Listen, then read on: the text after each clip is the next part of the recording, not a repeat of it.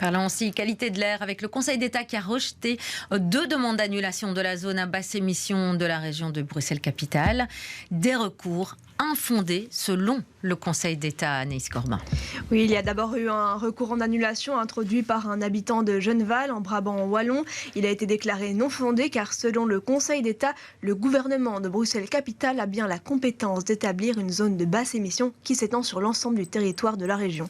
Mais ce n'est pas tout, Anaïs. La seconde partie de l'affaire concerne la différence de traitement pour les camions de plus de 3,5 tonnes.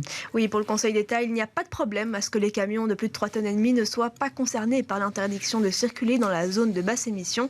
Selon eux, cela ne constitue pas une violation de la Constitution car la différence de traitement entre les véhicules légers et les poids lourds repose sur une justification raisonnable. Voilà, le Conseil d'État rappelle notamment qu'il existe déjà une redevance kilométrique pour les camions. Et cette redevance, elle varie en fonction de la norme euro du véhicule, ce qui peut inciter ses propriétaires à utiliser des véhicules répondant à une norme euro élevée, donc moins polluante. Alors pour rappel, ce qu'est la norme euro, ce sont les règlements de l'Union européenne qui fixent les limites maximales de rejet polluant pour les véhicules roulants et neufs.